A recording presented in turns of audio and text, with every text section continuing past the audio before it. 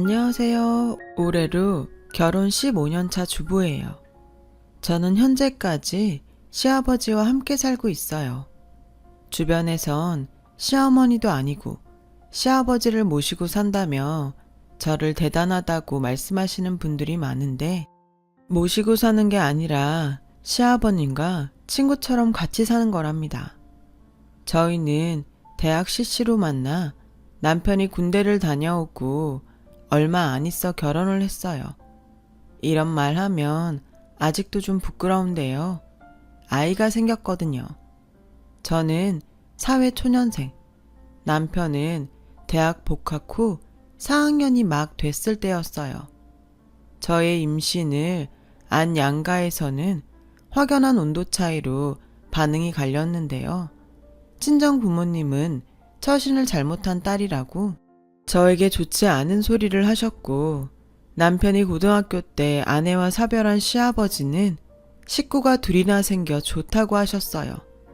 당연히 가진 돈이 없던 저희는 겨우 결혼식만 올리고 신혼여행도 생략한 채 시아버지가 살고 계시는 집으로 들어갔어요.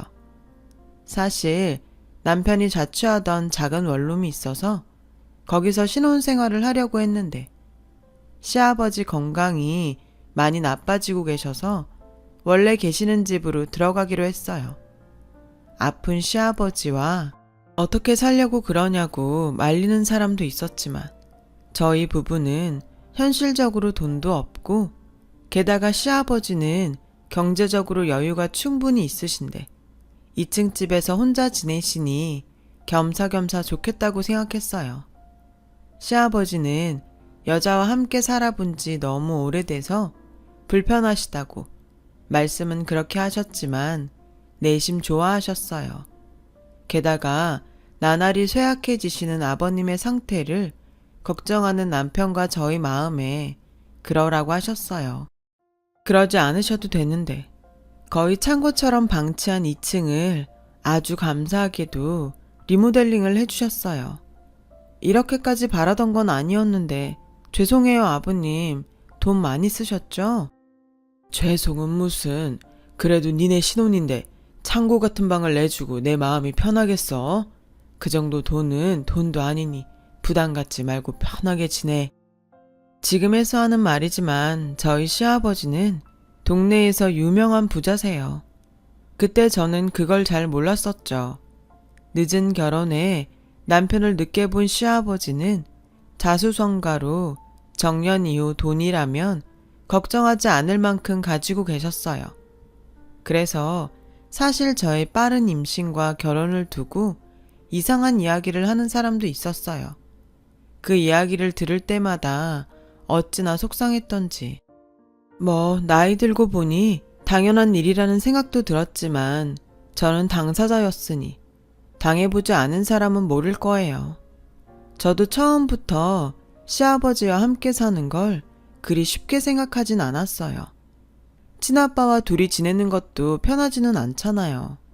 하지만 저는 알뜰하게 돈도 모으고 시아버지에게도 제대로 며느리 노릇하고 싶었어요.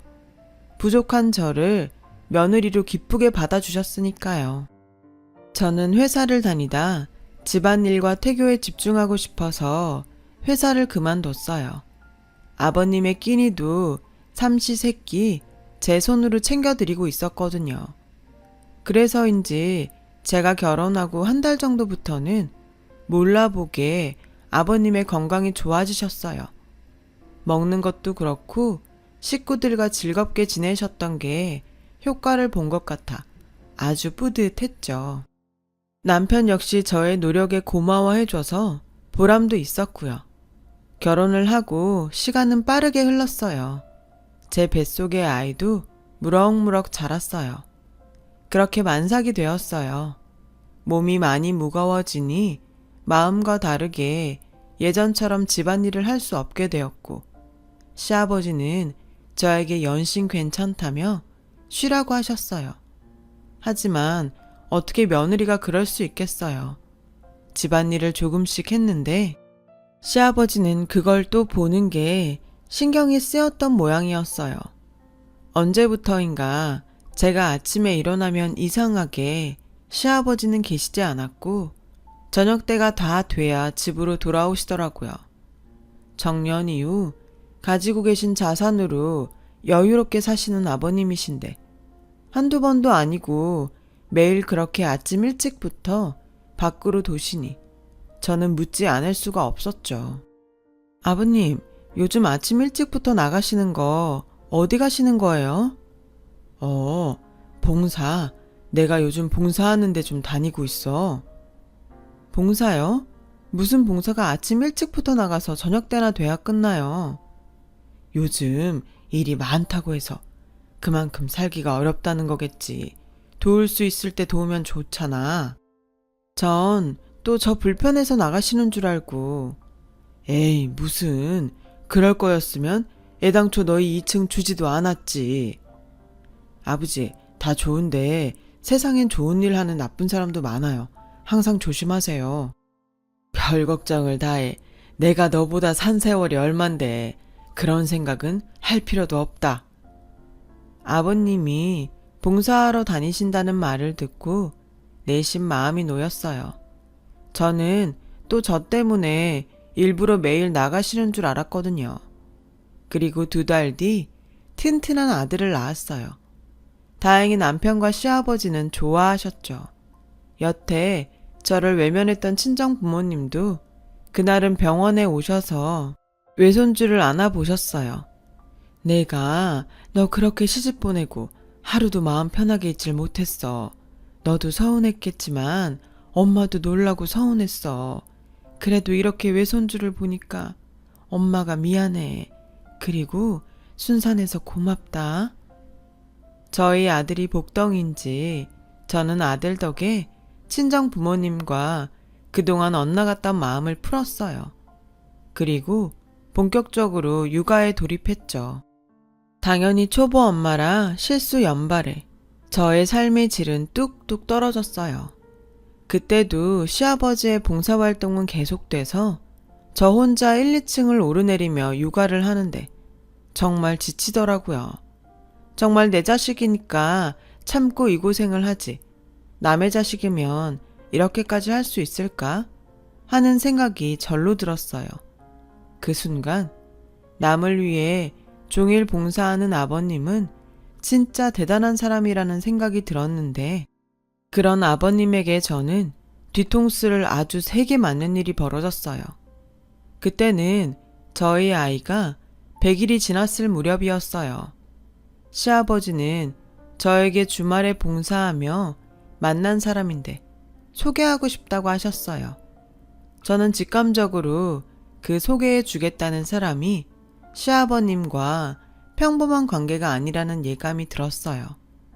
남편은 에이, 아버지 나이가 몇인데 여자친구? 말도 안 돼.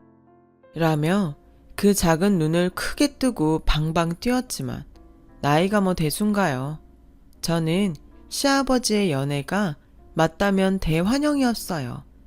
사실 너무 오래 외로우셨잖아요.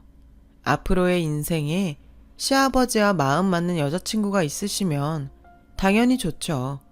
그분과 잘 돼서 결혼이라도 하시면 아버님 건강도 많이 좋아지셨고 저희는 이제 아가도 있고 하니 분가하는 것도 나름 좋겠다고 생각했고요.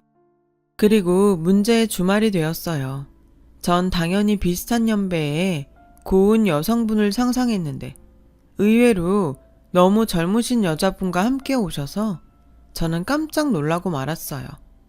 언뜻 보면 40대 정도로 보이는 그 여자분은 저희 부부를 보며 마치 오래전부터 알고 지낸 것처럼 인사를 해왔어요. 우리가 늦었나? 난 서두른다고 서둘렀는데 역시 나이가 있어서 어쩔 수 없나 봐요. 정여사가 무슨 나이가 있어? 에이, 저도 곧 있으면 50대잖아요. 내 눈엔 애기야, 애기. 저와 남편은 너무나도 다른 시아버님의 모습에 한동안 멍하니 아무 말도 하지 못했어요. 그래도 뭐 좋으셔서 그러시는 건데 이해해야지 생각했죠. 연애라는 게 그런 거잖아요. 그런데 제 남편은 저와 같은 생각은 아니었나 봐요. 초면에 죄송하지만 유부녀는 아니시죠? 남편은 단도직입적으로 그 여자분에게 물었어요. 그리고 시아버지는 남편의 그런 태도가 마음에 들지 않는 눈치셨어요. 너 무슨 말이 그래? 확실히 할 건 해야죠. 이혼하셨어요? 아니면 사별이신가요? 이놈이? 저 처녀예요. 결혼 한 번도 안 했어요. 너 내가 처음 보는 어른한테 그렇게 싸가지 없게 말하라고 가르쳤냐? 왜 아들한테 화를 내요? 원래 화도 안 내는 양반이. 진정하세요. 나한테 그러는 건 몰라도 당신한테 그러는 건 못 참지. 지 새엄마 될 사람한테. 순간 저희 남편은 새엄마라는 말에 머리에서 천둥 번개가 치는 듯 사고가 멈춰버린 것 같더라고요. 저야 어쩌면 그럴 수도 있겠다 생각해서 별로 놀라지 않았는데 시아버지는 놀란 자기 아들보다 저를 더 신경 쓰셨어요. 민우애미, 놀랬냐? 네? 아니요. 저보다 민우 아빠가 많이 놀란 것 같아요. 아버님이 결혼까지 생각하시는 줄은. 그게 말이다. 사실은 이 사람이 임신을 했다. 임신이라니. 저도 그 뒤로는 머릿속이 하얗게 돼서 아무 기억도 나지 않아요.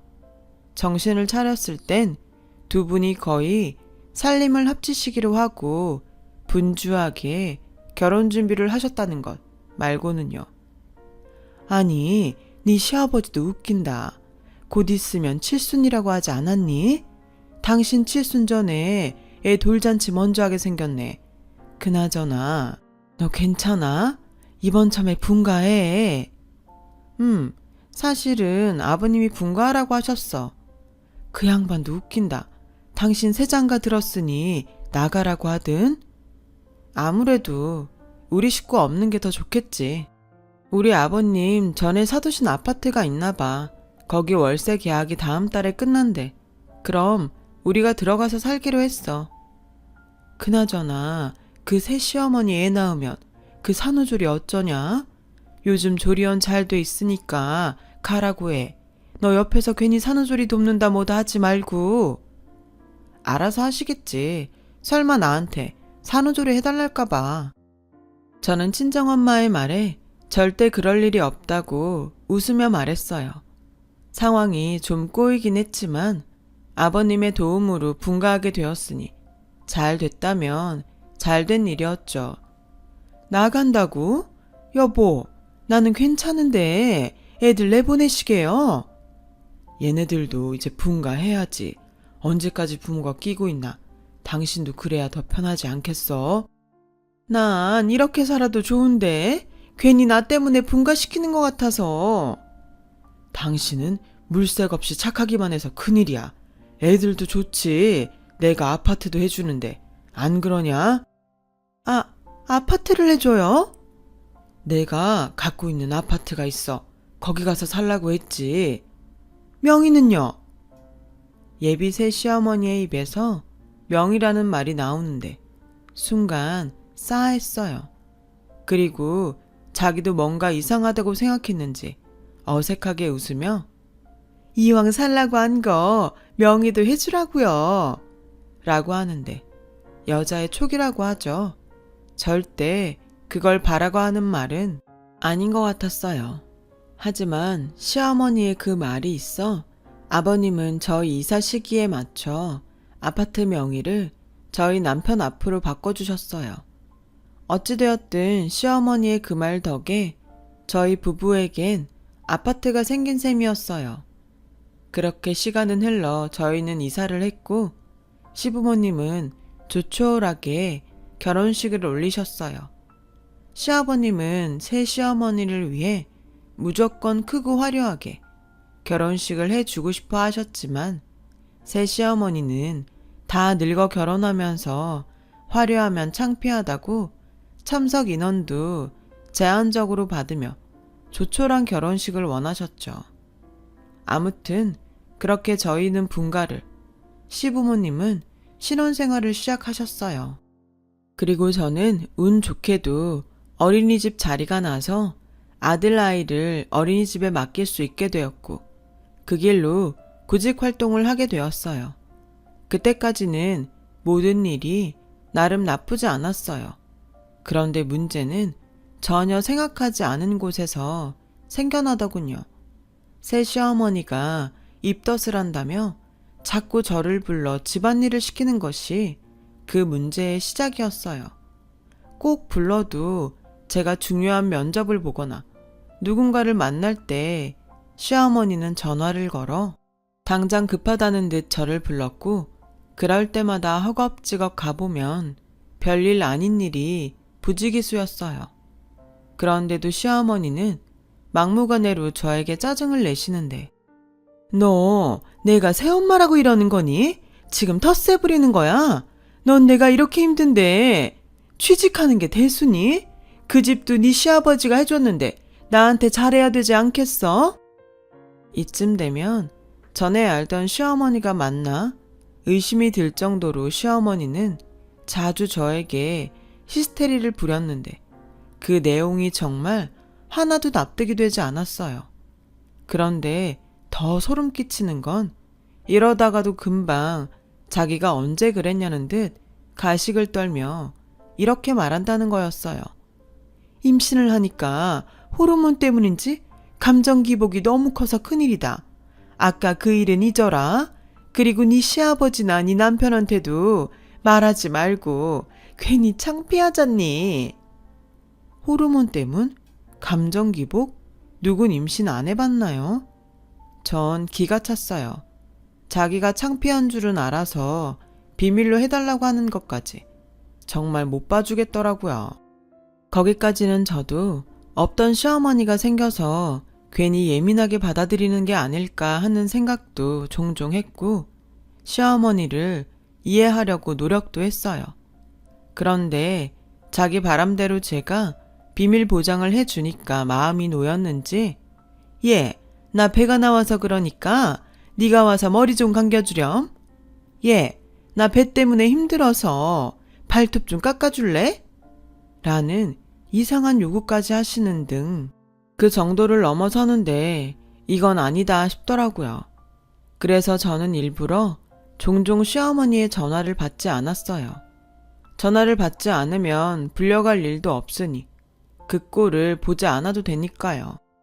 전 무조건 빠른 시일 내에 취직하기 위해 이력서를 100통도 넘게 썼어요. 직장을 다니면 가지 않을 명분이 분명해지기도 하고요. 그리고 감사하게도 최종 면접까지 가게 됐는데 대기실에서 면접을 기다리고 있는 그날도 여지없이 시어머니의 전화는 계속 걸려왔죠. 그 전화들을 몽땅 무시했더니 이번엔 남편이 전화를 하더군요. 남편은 전화를 받은 저에게 다급하게 시어머니가 아무래도 산통이 온 것 같다고 빨리 가보라고 했어요. 저희 시어머니는 임신한 지 이제 7개월에 접어든 산모인데 산통이라니 저는 어이가 없었어요. 그리고 그 순간 드는 생각이 제가 전화를 받지 않은 이 시어머니는 이번엔 남편에게 산통 어쩌고 하며 저를 빨리 집으로 보내달라고 한 것이 분명하다고 생각했죠. 어머니가 초산에 노산이라 유별을 떤다고 남편에게 상황을 설명하며 이렇게 말했어요. 무슨 산통이야. 그냥 배가 좀 뭉치셨나 보지. 아직 7달밖에 안 됐잖아. 어머니가 초산인데 노산까지 겹쳐서 그래. 자기 신경 쓰지 마. 나 지금 면접 기다리고 있으니까 끊어. 저는 그렇게 최종 면접을 받고 집으로 가려고 하니 이번엔 시아버지에게 전화가 걸려왔어요. 그리고 결혼하고 처음으로 듣는 시아버지의 호통소리에 그 자리에서 어안이 벙벙했죠. 어떻게 네가 그럴 수 있니? 다른 집 며느리는 그런다 해도 난 널 믿었는데 너 불편할까봐 매일 아침 갈 데도 없는데 집도 비워주고 이 배은망덕한 것. 우리 애랑 집사람 잘못되면 다 네 탓인 줄 알아라 이 못된 것. 시아버지의 그런 전화까지 받고 나니 저는 덜컥 겁이 나기 시작했어요. 이유가 어쨌든 시어머니에게 일이 생긴 것 같은 예감이 들었거든요. 그리고 아무리 양치기 같은 시어머니여도 그걸 믿지 않고 외면한 꼴이 되어버렸으니 저는 어찌해야 할까 발을 동동거리다 남편에게 전화를 걸었어요. 지금 산부인과 병원이야. 어머니 지금 아버지랑 분만실에 계셔. 오늘 애기 나올 것 같대. 자기가 별거 아닌 것처럼 말해서 방심했다가 이게 뭐냐. 남편은 저에게 원망의 화살을 돌렸어요. 전 좀 억울하긴 했지만 제 잘못도 있었기에 인정하고 그렇게 시부모님께 단단히 찢긴 채로 갓 태어난 시누이를 마주하게 되었어요. 우리 바쁜 며느리가 힘들게 여기까지 어찌 왔어? 하마터면 산부인과가 아니라 장례식장으로 부를 뻔했다. 시어머니는 얄미운 얼굴로 얄밉게 말했어요. 그래도 전에는 다른 가족들을 의식해 대놓고 하지 못한 말투였는데 아이를 낳고부터는 그런 건 이제 신경 쓰지 않겠다는 듯 본인 기분대로 저를 대하셨어요. 어머니, 죄송해요. 저는 아직 산딸이 많이 남으셔서 그냥 지나가는 진통인 줄 알았어요. 아무리 산딸이 남아도 그렇지 어쩌면 매정하게. 나 우리 아들 아니었으면 우리 딸 얼굴도 못 보고 저 세상 갈 뻔했잖아. 어허, 이 사람 우리 딸도 듣는데 그렇게 무서운 소리를 해. 내가 단단히 혼낼 테니 당신은 몸조리나 신경 써. 당신 나이가 있어서 내가 아주 걱정이야. 시아버지는 그렇게 시어머니만 챙기시곤 저에게 밖에서 따로 이야기하자고 하셨어요. 저는 무조건 죄송하다고 이야기했는데 시아버지는 그런 저에게 이렇게 말씀하셨어요. 그렇게 네가 죄송하면 네 시어머니 몸조리 좀 도와라. 네 시어머니가 다른 사람 손은 타고 싶지 않다고 하더구나. 그렇다고 이 나이에 내가 할 순 없잖니. 게다가 넌 민우 나온 지 얼마 되지 않았으니 아무래도 애는 우리 집에서 네가 제일 잘 볼 게 아니냐. 저는 오늘 면접 보고 온 회사에서 연락이 올 것 같아 잠시 망설였지만 이대로 시부모님께 찍혀 사는 것보단 직장을 포기하는 게 낫겠다고 생각해 그러겠다고 했어요. 전에 친정 엄마에겐 절대 그럴 일 없다고 했는데 졸지에 시어머니 산후조리를 해주게 되었어요. 하지만 곧 그런 저의 선택은 후회 막심한 결과로 그야말로 지옥이 시작됐어요. 시어머니의 산후조리와 신생아인 시누이를 돌보느라 아주 죽을 맛이었거든요. 미역국도 끓이고 경험을 살려 시누이도 돌봤는데 뭐가 불만인지 시어머니는 자꾸만 괜한 트집을 잡으며 저를 구박하셨어요. 이거 너무 짜지 않니? 산모 미역국이 삼삼해야지. 이건 뭐 소금국이네. 난 우리 딸 뭐든지 몸에 좋은 것만 쓰고 싶다. 기저귀는 무조건 오가닉 청기저귀 쓸 거니까 너 이거 빨아서 삶아 넣어라. 그렇게 마음에 들지 않으시면 전문 산후 도우미를 부르시지. 저는 계속되는 시어머니의 짜증에 점점 인내심에 한계를 느꼈어요. 그러던 어느 날 제가 아기가 잠든 틈에 화장실에서 기저귀를 빨고 있는데 그새 아기가 깼는지 시끄럽게 울었던 모양이에요. 그런데 아이 엄마인 시어머니는 아이를 달래는 것이 아니라 저를 쫓아와 역정을 내시는 게 아니겠어요? 야, 얘 울잖아. 뭐 하는 거야? 시끄러워서 통화를 할 수가 없잖아. 야? 저는 순간 시어머니의 하대에 내가 진짜 이 집 식모인 줄 아나 싶어 빨고 있던 기저귀를 화장실 바닥에 패대기 치고 그동안 참아왔던 분노를 모두 폭발시켜 버렸어요. 지금 야라고 하셨어요? 애가 울 수도 있지. 애 엄마가 그거 하나 해결 못하고 저한테 와서 성질을 내요? 뭐? 그거 하나 해결을 못해? 제가 틀린 말 했나요? 어머님은 몸조리 한다는 이유로 집에서 아무것도 안 하시고 그러면서 심심하면 밖에 나가 놀다 오시잖아요. 저 애, 제 애 아니고 어머니 애 아닌가요? 저 애? 지금 아가씨한테 저애라고 했니? 넌 참 처음 볼 때부터 마음에 들지 않더니 아주 점점 싫은 짓만 하는구나. 그리고 너 공짜로 하는 거 아니잖아. 우리 그이가 너한테 돈도 준다고 했어. 그러니까 편하게 부려도 된다고 했는데 뭐가 잘못됐어? 시어머니에게 그 말을 듣는데 밀려오는 배신감에 저는 손에 끼고 있던 고무장갑을 벗어서 시어머니 얼굴에 던져버렸어요. 그러자 시어머니는 무슨 큰 일이라도 당한 듯 고함을 지르시는데 야, 너 돌았어? 아직은 아닌데 조금 있으면 돌 것 같아서요. 저 그냥 집에 갈게요.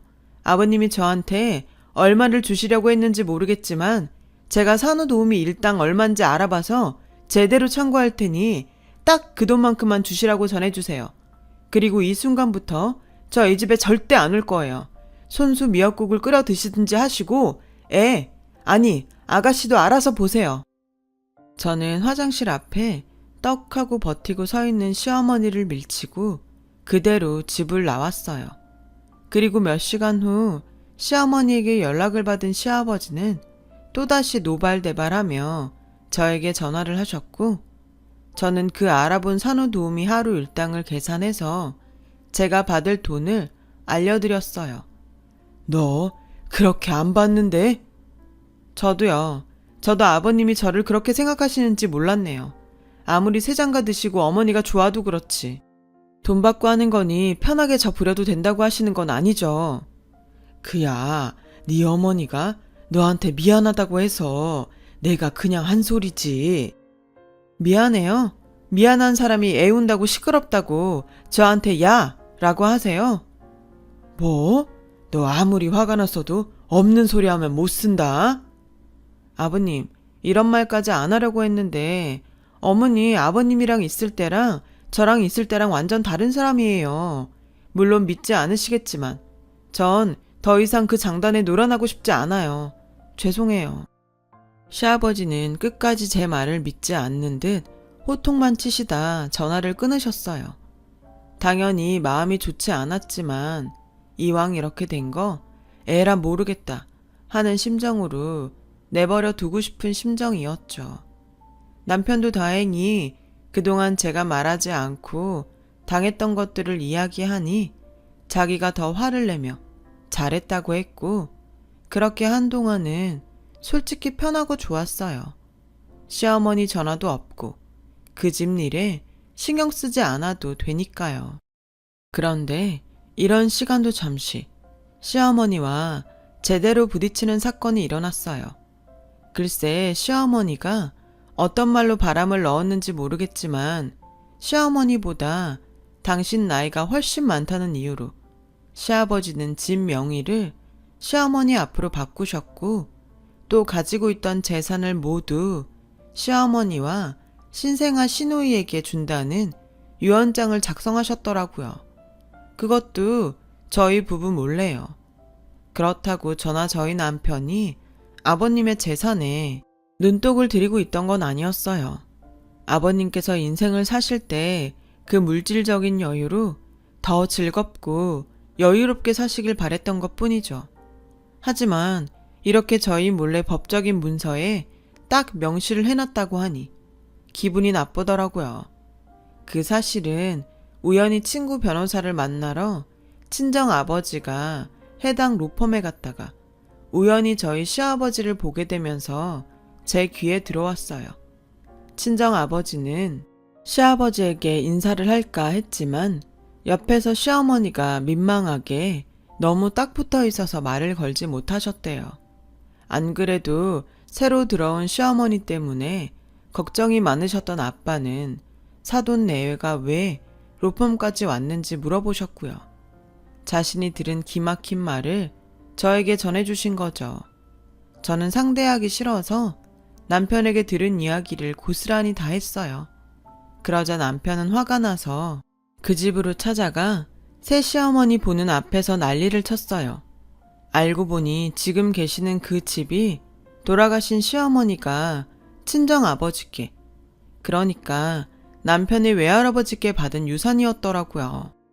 난 우리 엄마 유산이 저 여자한테 가는 꼴은 못 봐요.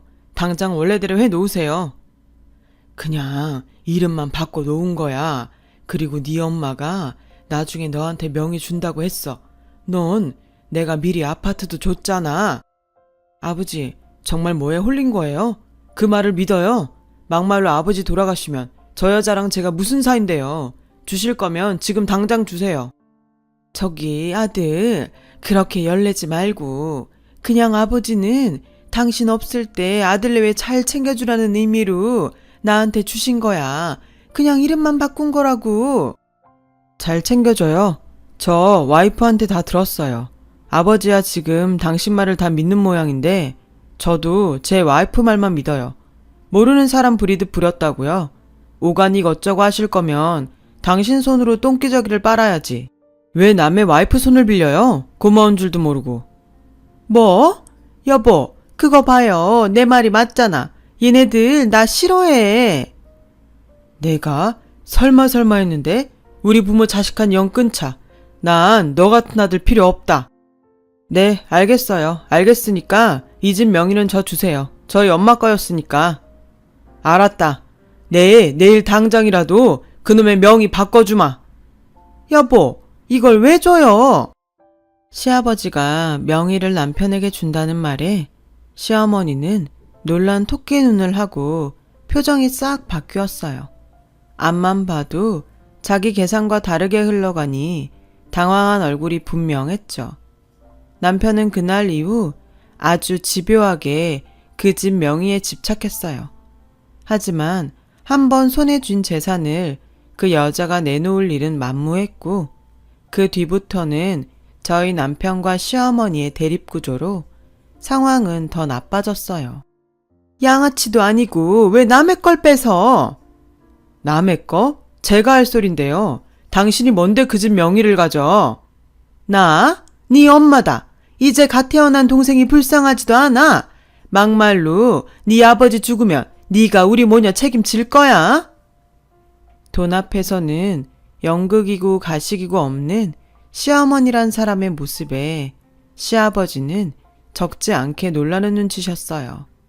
그래도 화가 나서 홧김에 저러는 거겠지 하는 생각에 당신의 아내를 달래보려 하셨는데 고작 그런 걸로 달래질 여자인가요?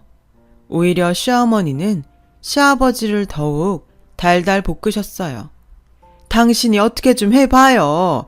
아버지가 아들 하나 못 잡아요. 아버님은 그날 이후 다행히 콩깍지가 벗겨진 듯 했어요. 그리고 한동안 좀 혼란스러워 이리저리 방황하셨는데 아무리 생각해봐도 저 새 시어머니라는 사람이 수상한 거예요. 보다 못한 저는 시아버지가 시어머니를 만났다는 봉사활동 협회를 찾아갔어요. 그리고 그곳에서 믿을 수 없는 사실을 듣게 되었어요. 요즘 정여사가 보이지 않던데 결국 그 애 낳았나 몰라? 그때 남편 될 사람이 알고 보니까 빚만 잔뜩 있는 빚 좋은 개살구라고 하지 않았어? 그런 줄도 모르고 그 남자 잡겠다고 임신까지 했다가 다 늙어서 미혼 못되게 생겼다고 맨날 궁상 떨었었잖아. 순간 저는 두 분이 결혼할 때 왜 그렇게 시어머니가 참석 인원도 제한하는 조촐한 결혼식을 원하셨는지 알 것 같았어요. 그리고 그분들에게 자세히 알아보니 시어머니는 이미 다른 남자 아이를 임신하고 만만한 저희 아버지에게 접근했던 거였고 아마 모르긴 몰라도 시아버지가 돌아가시면 완전 범죄가 가능하다는 얄팍한 생각을 했던 것 같아요. 저는 곧장 시아버지에게 이 사실을 얘기할까 생각했어요. 그런데 생각해보니 이런 큰 일은 한꺼번에 터뜨리는 게 맞는 것 같아서 다시는 가고 싶지 않은 그 여자가 있는 시댁으로 가서 얼굴에 철판을 깔고 연기를 했어요. 네가 여긴 웬일이냐? 그래도 어른이신데 제가 잘못한 것 같아서요. 그래도 그 사이 정이 들었는지 시누이도 보고 싶고요. 자연스럽게 아이를 안았어요. 그리고 내려놓으며 베개 위에 아이의 머리카락을 손에 넣고 화장실에 가겠다고 일어나서 시아버지의 칫솔을 챙겼어요. 그리고 영혼 없는 몇 마디를 나누고 집으로 왔어요.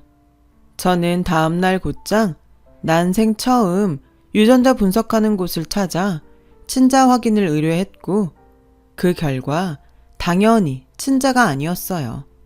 이 사실을 안 시아버지는 충격에 쓰러지셨죠.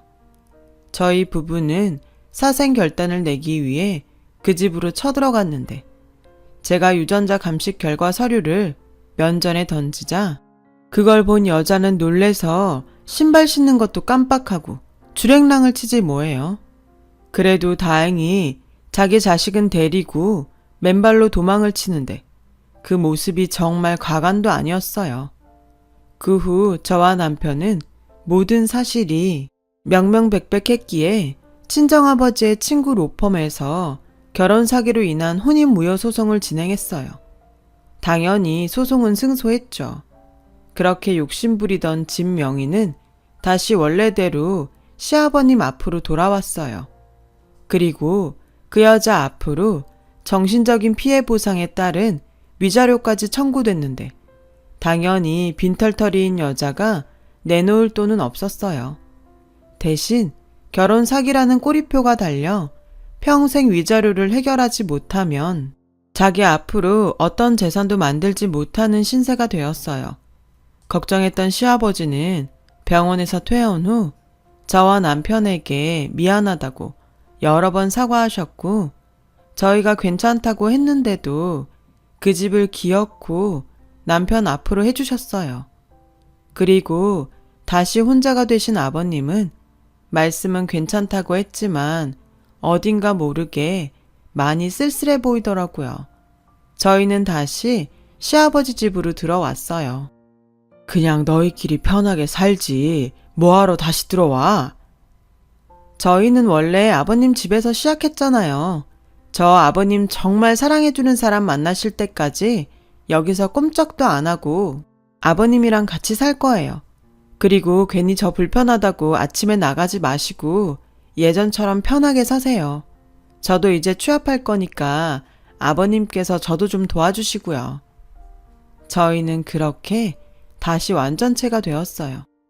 지난날 같은 우여곡절이 있어서인지 예전보다 관계가 더 좋아졌고요. 하지만 이번 일을 겪고 저는 느낀 바가 있어요. 외로움은 사람을 흐리게 하는 것 같더라고요. 그래서 아버님이 외롭지 않으셨으면 하고 진심으로 바랍니다. 시아버님도 누군가를 사랑하고 사랑받고 싶은 한 남자잖아요. 부디 다음엔 아버님께서 정말로 좋은 인연을 만나셨으면 좋겠어요. 지금까지 저의 이야기를 들어주셔서 감사합니다. 여러분들의 매일매일이 행복하시길 바랄게요. 여러분, 사연 댓글에 응원과 현명한 조언 부탁드려요. 좋아요와 구독은 저에게 큰 힘이 됩니다. 오늘도 좋은 일 가득하세요.